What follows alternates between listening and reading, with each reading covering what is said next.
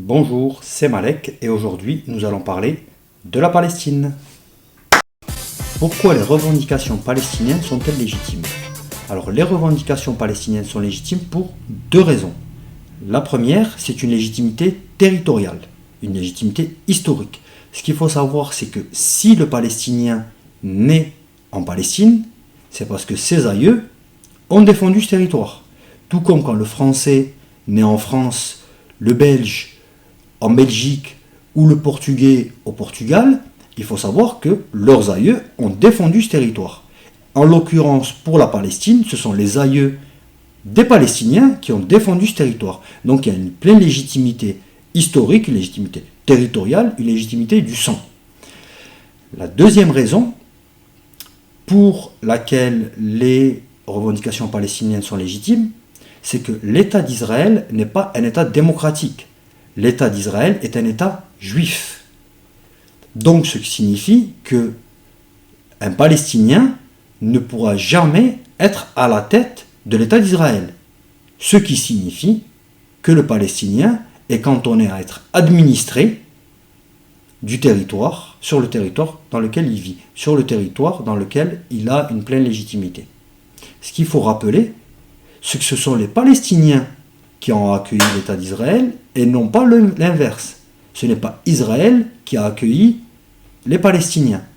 Maintenant, quant à l'argument israélien de dire « oui, mais nous, on était là il y a 3000 ans », il faut simplement le rappeler aux Israéliens que si l'on suit ce raisonnement-là, la ville de Rome, aujourd'hui, peut revendiquer la moitié de la planète. Peut dire, écoutez, moi, de l'Europe occidentale jusqu'à l'Asie, c'était à moi, il y a 3000 ans. Donc je revendique aujourd'hui, en tant que ville de Rome, que tout ce territoire me revienne.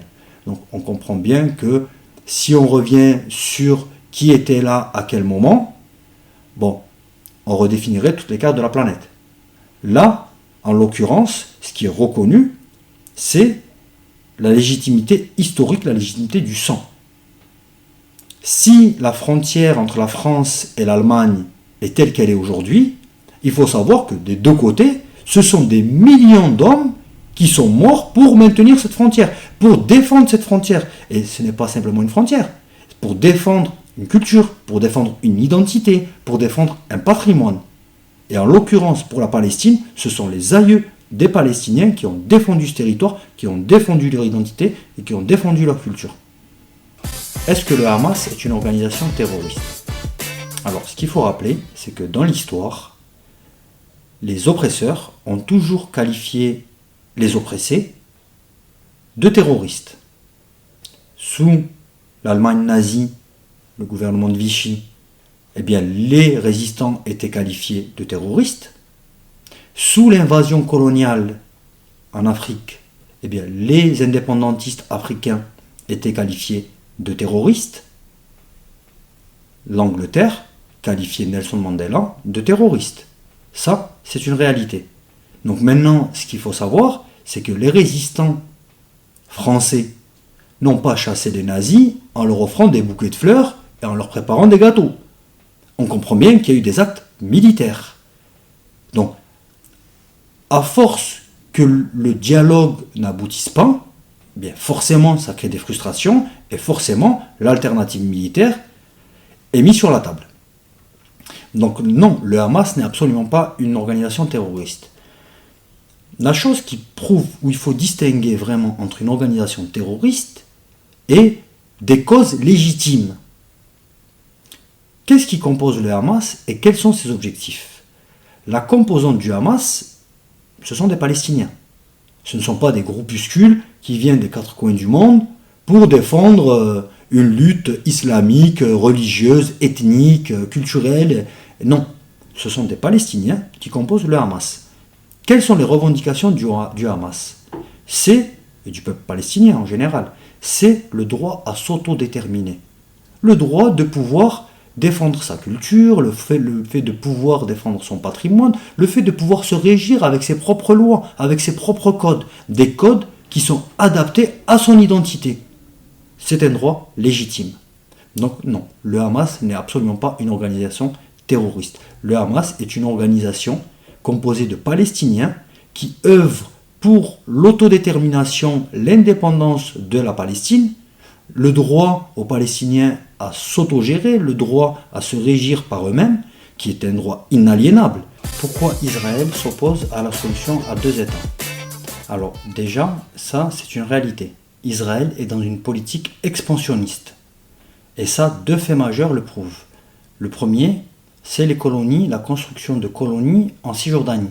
Il faut savoir qu'Israël a été cantonné à un territoire qui lui a été gracieusement offert par la communauté internationale suite à la Shoah, afin que ce peuple puisse avoir un havre de paix, puisse avoir un espace dans lequel il peut s'administrer et être régi par ses propres lois. Au lieu de se cantonner à ce territoire, Israël a entamé une colonisation en Cisjordanie.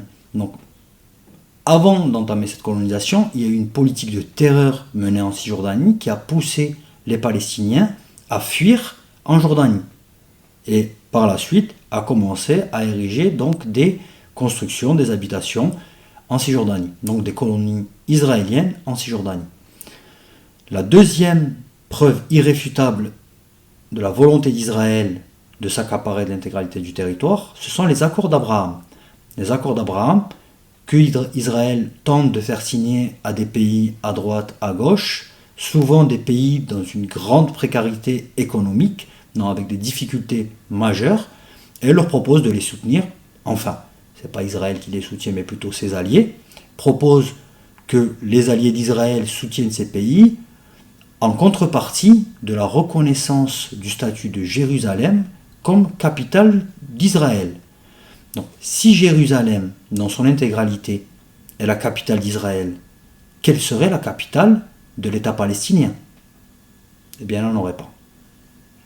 Ce serait un territoire sans capitale. Donc, s'accaparer de Jérusalem, coloniser en Cisjordanie et mener une politique expansionniste, c'est s'opposer clairement à la création d'un État palestinien. Donc on peut se demander, se dire pourquoi. Pourquoi Israël opprime les Palestiniens sans arrêt alors que ce territoire-là lui a été gracieusement offert. Une partie de la Palestine lui a été gracieusement offert. Il faut rappeler encore une fois que les seuls à avoir une légitimité historique sur ce territoire-là, c'est les Palestiniens. Donc on se demande pourquoi. Pourquoi Israël mène cette politique de terreur, d'oppression, une politique expansionniste. La raison, c'est qu'Israël est dans une mission prophétique. La prophétie juive veut que pour que le nouveau Messie puisse apparaître, il faut qu'Israël érige un temple, ce qu'elle appelle le 3e temple de Jérusalem, à un endroit bien donné. Et là est toute la problématique. C'est que Israël veut construire un temple sur l'esplanade des mosquées. La mosquée d'Al-Aqsa et le dôme du rocher et Al-Quds. Donc c'est raser le 2e lieu saint de l'islam afin d'ériger un temple. Alors on comprend bien que ça, si elle n'a pas l'intégralité du territoire, elle ne pourra jamais le faire. Et même si elle avait l'intégralité du territoire, elle ne pourrait jamais le faire également. Si on disait aux chrétiens que on va raser le Vatican pour construire un temple bouddhiste, vous comprendrez bien que les chrétiens ne seraient pas très d'accord. Eh bien écoutez, ça sera pareil pour les musulmans. Et autre chose qui est importante également à souligner, c'est que on ne parvient pas à une prophétie en exterminant des millions de personnes. Ce n'est pas en opprimant les autres qu'on parvient à une prophétie. Donc la volonté d'Israël, c'est de s'accaparer de l'intégralité du territoire, de s'accaparer de Jérusalem et d'en faire sa capitale dans son intégralité et d'y construire le 3e temple de Jérusalem. Pourquoi l'Algérie ne reconnaît pas l'État d'Israël? Alors l'Algérie ne reconnaît pas l'État d'Israël pour la simple et bonne raison qu'elle reconnaît avant tout l'État palestinien. Donc, tant que l'État palestinien ne sera pas reconnu par la communauté internationale comme étant un pays de plein droit, membre de l'ONU, l'Algérie ne reconnaîtra pas l'État d'Israël. À l'heure actuelle, l'Algérie est dans l'incapacité à pouvoir faire du commerce avec l'État palestinien, à avoir une ligne aérienne ou maritime avec l'État palestinien, à soutenir l'État palestinien dans son édification. Donc tant que l'Algérie est dans l'incapacité à avoir des rapports cordiaux, normaux avec l'État palestinien, eh bien elle ne reconnaîtra pas l'État d'Israël.